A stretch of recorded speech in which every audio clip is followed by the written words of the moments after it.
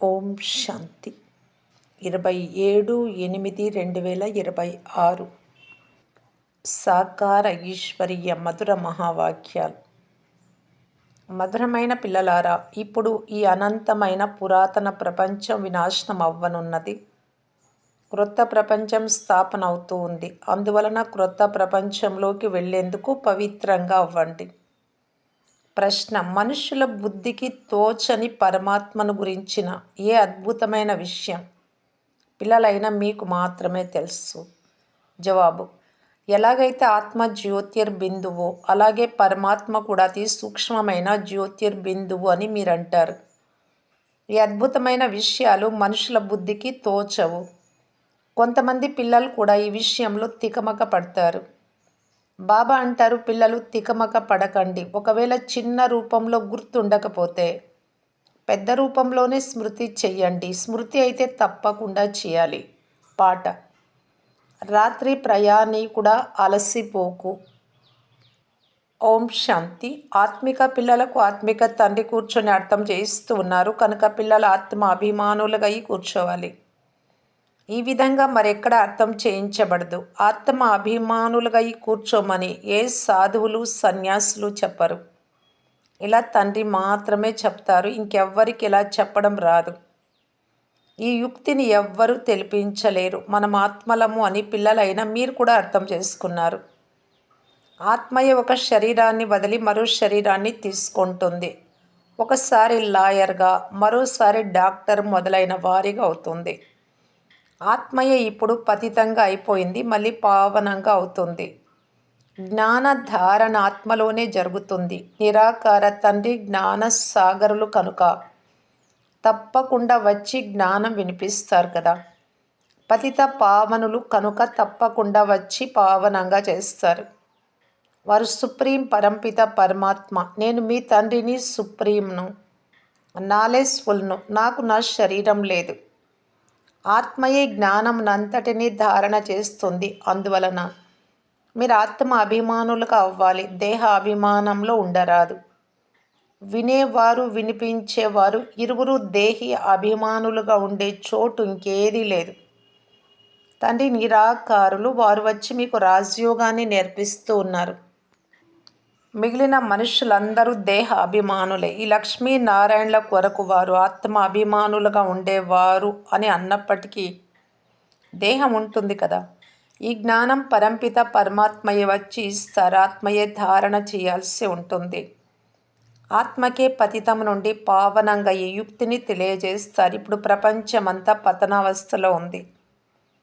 దీనిని మళ్ళీ ఉన్నతంగా తయారు చేసేందుకు తండ్రి వస్తారు. ఈ విషయాలు పిల్లలైనా మీకు తెలుసు. పతనావస్థ అనగా వినాశనం, ఉన్నతమైన స్థితి అనగా నిర్మాణం. స్థాపన మరియు వినాశనం. దేని స్థాపన జరుగుతుంది? క్రొత్త ప్రపంచం అంటే స్వర్గ స్థాపన, పాత ప్రపంచం అంటే నరక వినాశనం. వినాశనం మరియు నిర్మాణం. కలియుగం పురాతన ప్రపంచం. ఇది తప్పకుండా వినాశనం కావాలి. వినాశనానికి గుర్తుగా ఈ మహాభారత యుద్ధాన్ని చూపించారు. మహాభారత వృత్తాంతమును మహాభారత శాస్త్రంలో చూపించారు. తండ్రి బ్రహ్మ ద్వారా స్థాపన చేస్తారు కనుక తప్పకుండా క్రొత్త ప్రపంచాన్నే స్థాపన చేస్తారు.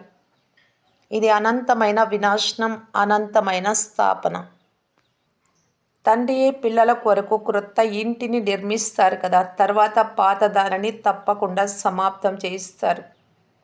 తండ్రి ఇప్పుడు క్రొత్త ప్రపంచ స్థాపన చేస్తున్నారు అని మీరు అర్థం చేసుకున్నారు. తమో ప్రధానం నుండి మళ్ళీ సతో ప్రధానంగా అయ్యేందుకు మనల్ని తయారు చేస్తున్నారు.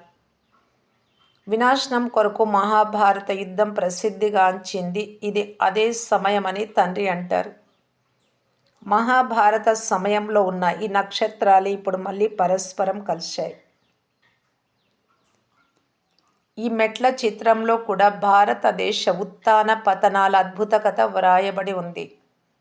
ఈ వాక్యంలో కల్పకల్పము అనే పదం కూడా రావాలి. ప్రారంభం నుండి అంతిమం వరకు మనుషులు 84 జన్మలు తీసుకుంటారు.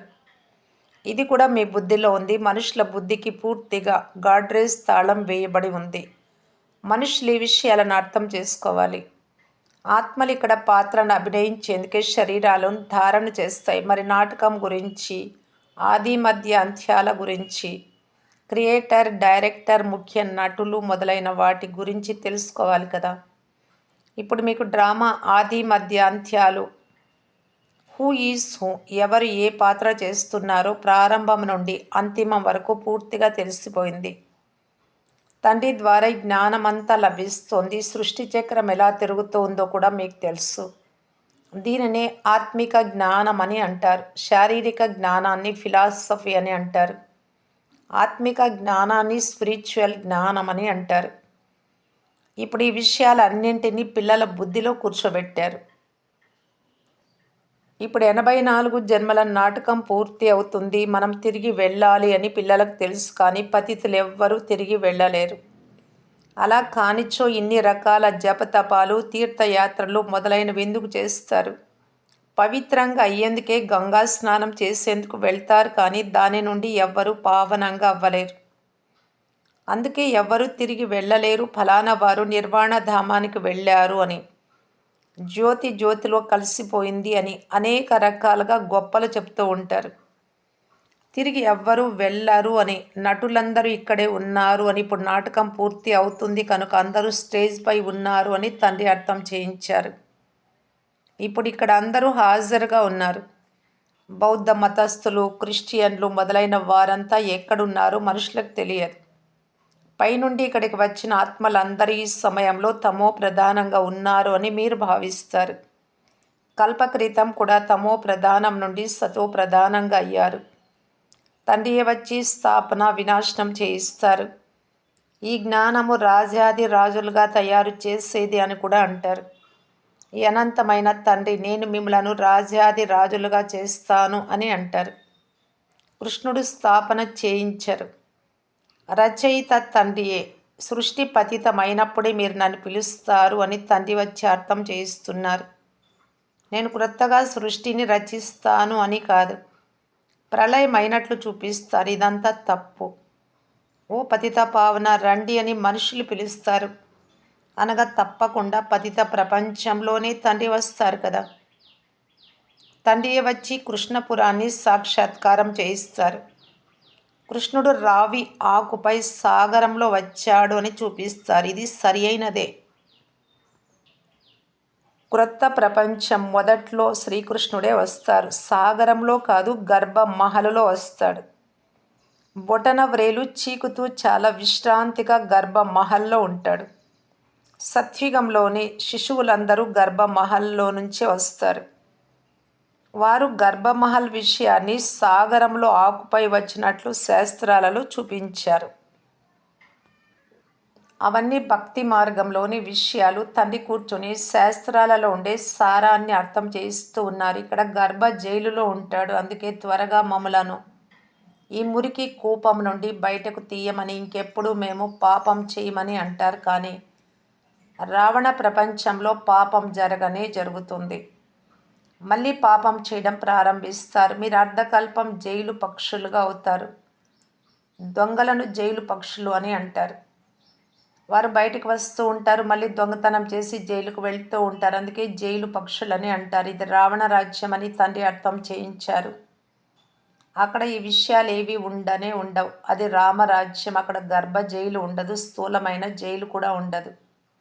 ఇక్కడ ఎంతోమంది జైలులో ఉంటారు. ఇక్కడ గర్భ జైలు ఉంది. ఆ జైలు ఖైదీల నుంచే జైలు కూడా ఉంది కనుక డబల్ జైలు. ఇది కలియుగ అంతిమం కదా. పిల్లలైన మీరిప్పుడు స్థాపన చేస్తున్నారు అని తండ్రి వివరిస్తూ ఉన్నారు. ఉత్థానము పతనం ప్రతికల్పం జరుగుతూనే ఉంటుంది. ప్రపంచానికి ఉన్నతం పతనం జరుగుతుంది. అందులో ముఖ్యమైన పాత్ర భారతదేశానిది. ఆత్మ పరమాత్మ చాలా కాలం నుండి వేరుగా ఉన్నారు అని పాడుతారు కూడా. మరి దానికి లెక్క కావాలి కదా. ఈ ఆత్మలు చాలా కాలం నుండి వేరుగా ఉన్నాయి. మొట్టమొదట దేవీ దేవత ధర్మానికి చెందిన ఆత్మలు పాత్రను అభినయించేందుకు వస్తాయి. ఇప్పుడు ఆ దేవత లేనే లేరు. ఎవరెవరు రాజ్యం చేసి వెళ్ళారు వారి చిత్రాలు గుర్తుగా ఉంటాయి. రాజ్యం అయితే సమాప్తమైపోయింది. స్వర్గం సమాప్తమైపోతే నరకం వస్తుంది. మళ్ళీ నరకం సమాప్తమైపోతే స్వర్గం వస్తుంది. కనుక ఇప్పుడు క్రొత్త ప్రపంచ నిర్మాణం, పాత ప్రపంచ వినాశనం జరుగుతాయి. స్థాపన కొరకు పిల్లలు కావాలి కదా, అక్కడ ఉండేది కూడా మీరే. మొట్టమొదట మీరు దైవీ గుణాలు గల దేవతలుగా తయారవ్వాల్సి ఉంటుంది. మనుషుల నుండి దేవతలుగానే గాయనం ఉంది. మలిన బట్టలు అనగా మనుషులే కదా. భగవాను వాచ గృహస్థ వ్యవహారంలో ఉంటూ కమల పుష్ప సమానంగా కావాలి. ఈ మృత్యు లోకంలో ఇది మీ అంతిమ జన్మ. ఇందులో పవిత్రంగా అవ్వాలి. దీనిని మంచి రీతిగా అర్థం చేయించాలి. ఈ మృత్యు లోకపు అంతిమ జన్మలో మనం పవిత్రంగా ఉంటాం. తండ్రి చెప్తున్నారు, ఈ వికారాలపై విజయం పొందడం ద్వారానే మీరు విశ్వానికి అధిపతులుగా అవుతారు. ఈ పాత ప్రపంచ వినాశనం ఎదురుగా నిలిచి ఉంది అని పిల్లలు విని ఈ విషయం ఇతరులకు కూడా అర్థం చేయిస్తారు. ఇది అదే మహాభారత యుద్ధం. కామ మహాశత్రువు, అందువలన పవిత్రంగా అవుతాము అని ప్రతిజ్ఞ చేయండి. ఈ పురాతన ప్రపంచ వినాశనం తప్పకుండా జరగాలి. దానికంటే ముందే తప్పకుండా పవిత్రంగా కావాలి. వినాశనం ప్రారంభమైతే ఇక హాహాకారాలు ప్రారంభమవుతాయి. ఎంత కఠినమైన మృత్యువు అంటే దానిని వర్ణించలేం. మీరు ఆ దృశ్యాలను కూడా చూడలేరు. ఎవరికైనా ఆపరేషన్ జరుగుతూ ఉంటే బలహీనంగా ఉండేవారంటే భయపడేవారు. అక్కడ నిలబడలేరు, చూడలేరు, క్రింద పడిపోతారు. అందువలన డాక్టర్లు పరివారంలోని వారిని, కుటుంబంలోని వారిని లోపలకు అనుమతించరు. మరి ఇక్కడ వినాశనం అంటే ఎంత పెద్ద ఆపరేషన్. ఒకరు మరొకరిని చంపుకుంటూ ఉంటారు. ఇది మురికి ప్రపంచం, ముళ్ళ అడవి. సత్యుగాన్ని గార్డెన్ ఆఫ్ ఫ్లవర్స్ అని అంటారు, పూల తోట అని. దేవతలు చైతన్య పుష్పాలు కదా, స్వర్గంలో పూల తోట ఉంటుంది అని మనుషులు భావిస్తారు. ఏది వింటారో అదే చెప్తూ ఉంటారు. గార్డెన్ ఆఫ్ అల్లాహ్, భగవంతుడి పూల తోట అని అంటారు కదా. తర్వాత ధ్యానంలో కూడా తోటను చూస్తారు. భగవంతుడు పుష్పాన్ని ఇచ్చారు అని అంటారు. భగవంతుడి పూల తోట అని బుద్ధిలోనే ఉంది. భక్తి మార్గంలో సాక్షాత్కారాన్ని పొందేందుకే భక్తి చేస్తారు. సాక్షాత్కారం అయినప్పుడు సర్వవ్యాపి కదా అని అంటారు. గతించినవన్నీ మళ్ళీ పునరావృతం అవుతాయి. పిల్లలు ఇప్పుడు ఏ డ్రెస్లో ఎలా వచ్చారో మరలా అలాగే అదే డ్రెస్లో కల్పం తర్వాత కూడా వస్తారు. డ్రామాను మంచి రీతిగా అర్థం చేసుకున్నవారు బాబా వద్దకు వచ్చినప్పుడు ఇంతకుముందు ఎప్పుడైనా వచ్చారా అని బాబా వారిని ప్రశ్నిస్తే దానికి వారు, అవును బాబా, కల్పక్రితం కూడా మీతో కలిసాము, మీతో వారసత్వం తీసుకునేందుకు వచ్చాము అని సమాధానం ఇస్తారు. అప్పుడు ఏ పదవిని పొందుకున్నారు అని బాబా అడుగుతారు. బాబా మమ్మ అని మీరు అంటున్నారు అంటే తప్పకుండా వారి రాజ్య వంశంలో వచ్చి ఉంటారు కదా. ఉన్నతమైన పదవిని పొందే పురుషార్థాన్ని చెయ్యండి అని బాబా అంటారు. ఈ విషయాలన్నీ మీ బుద్ధిలో ఉన్న. యుద్ధం కూడా జరుగుతుంది. నరకం వినాశనం అవ్వాల్సిందే. మీ వద్ద ఎంతో ఫస్ట్ క్లాస్ చిత్రాలు ఉన్నాయి.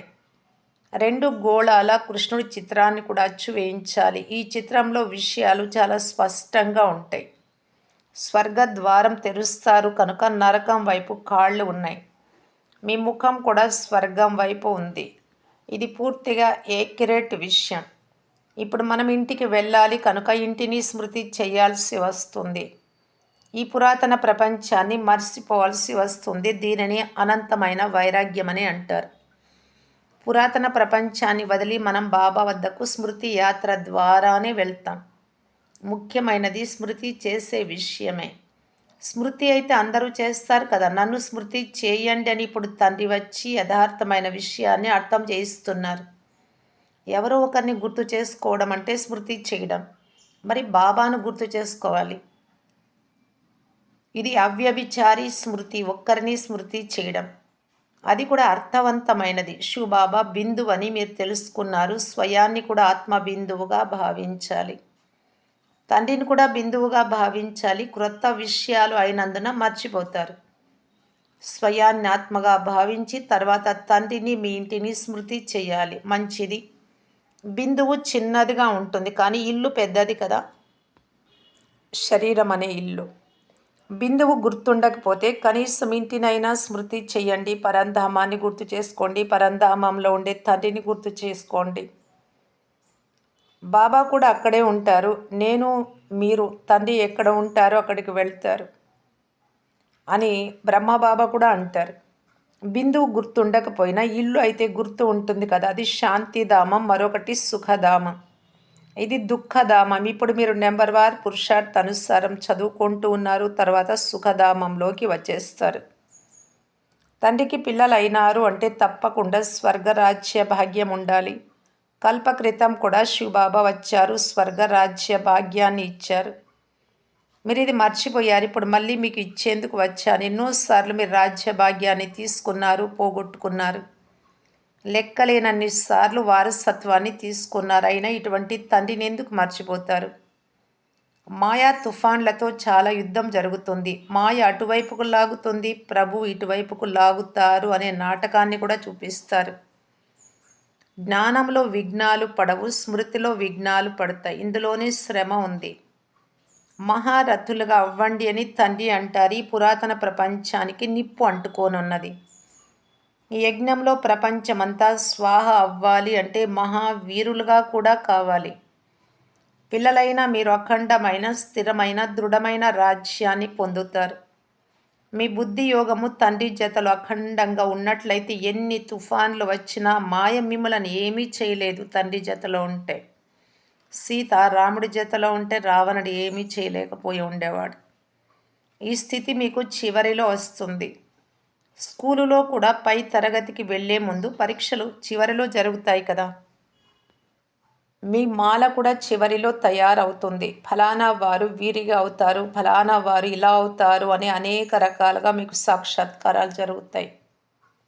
వీరు దాసిగా అవుతారు, ఇలా అన్ని విషయాలు అర్థం చేయిస్తారు. అంతిమ సమయమైన ఆ చివరిలో మీరు ఏమీ చేయలేకపోతారు. మేము ఇలా ఎందుకు చేశాము, శ్రీమతంపై ఎందుకు నడవలేదు అని పశ్చాత్తాపడతారు. కానీ ఆ సమయంలో ఏమీ చేయలేరు. టైం ఉండదు పురుషార్థం చేయటానికి. ఇలా చాలామంది పశ్చాత్తాపడతారు. మనుషులు ఇతరులను చంపి తర్వాత పశ్చాత్తాపడతారు, కానీ ఏం లాభం?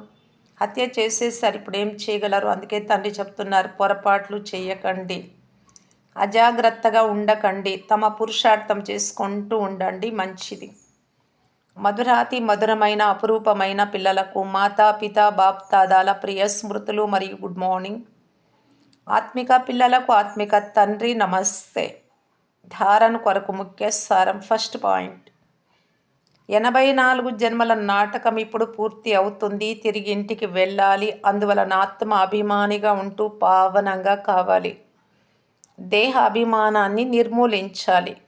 సెకండ్ పాయింట్, అర్థసహితంగా స్వయాన్ని ఆత్మ బిందువుగా భావించి బిందువైన ఒక్క తండ్రి అవ్యభిచారి స్మృతిలోనే ఉండాలి. మహావీరులుగా ఈ తమ స్థితిని అచలంగా, అడోల్గా తయారు చేసుకోవాలి. వరదానం, వ్యర్థం యొక్క లీకేజ్ని సమాప్తం చేసి సమర్థంగా అయ్యే, తక్కువ ఖర్చుతో ఎక్కువ లాభం పొందే వారిగా అవ్వండి. సంగమ యుగంలో బాప్దాదా ద్వారా ఏ ఖజానాలైతే లభించాయో ఆ సర్వ ఖజానాలను వ్యర్థంగా పోకుండా కాపాడుకుంటే తక్కువ ఖర్చుతో ఎక్కువ లాభం పొందే వారిగా అయిపోతారు. వ్యర్థం నుండి రక్షించుకోవడం అనగా సమర్థంగా అవ్వటం. ఎక్కడ సమర్థత ఉందో అక్కడ వ్యర్థంగా పోవడం అనేది జరగనే జరగదు. ఒకవేళ వ్యర్థం యొక్క లీకేజీ ఉంటే ఎంత పురుషార్థం చేసినా, కష్టపడినా శక్తిశాలిగా కాలేరు. అందువలన లీకేజీని చెక్ చేసి సమాప్తం చేస్తే వ్యర్థం నుండి సమర్థంగా అయిపోతారు. ఇక్కడ బాగా ఉన్నాము, బాగా క్లాస్ వింటారు, యోగం చేస్తారు, నడుచుకుంటూ ఉన్నాం అనుకుంటారు. కానీ ఏదైనా ఒక చిన్న పొరపాటు ఉంటే అదే లీకేజ్. మొత్తం కుండలో ఉండేటటువంటి బిందె కానీ ఏదైనా కానివ్వండి, దాంట్లో ఉండే నీరంతా కొద్ది కొద్దిగా బయటకు వెళ్ళిపోతుంది. ఇంత నింపుకున్నదంతా ఒక్క చిన్న పొరపాటు ఉంటే కూడా లీకేజ్, దాని ద్వారా మొత్తం ఖాళీ అయిపోతుంది. దానికే బాబా అంటారు, ఈ లీకేజ్ ఏదో చెక్ చేసుకొని ఏ పొరపాట్లు ఉన్నాయో వాటిని సమాప్తం చేస్తే సమర్థంగా అవుతారు. స్లోగన్, ప్రవృత్తిలో ఉంటూ సంపూర్ణ పవిత్రంగా ఉండడం, గృహస్థంలో ఉంటూ కూడా. ఇదే యోగయుక్త మరియు జ్ఞానయుక్త ఆత్మల ఛాలెంజ్. అవ్యక్త సూచన అపవిత్రత యొక్క బీజాన్ని కూడా సమాప్తం చేసి సంపూర్ణ పవిత్రంగా కావటానికి బాప్దాదా తెలియజేస్తూ ఉన్నారు. పరమాత్మ జ్ఞానంలోని నవీనతయే పవిత్రత. అగ్ని దూది కలిసి ఉండి కూడా అగ్ని అంటుకోదు అని నషాతో ఉంటారు కదా. పవిత్రత లేకుండా యోగయుక్తాత్మగా జ్ఞానయుక్తాత్మగా అవ్వనే లేరు అని మీరు ఉపన్యాసాలలో కూడా చెప్తారు. ఇప్పుడు ఈ ఛాలెంజ్ను మీరు ప్రాక్టికల్ రూపంలోకి తీసుకురండి. ఓం శాంతి.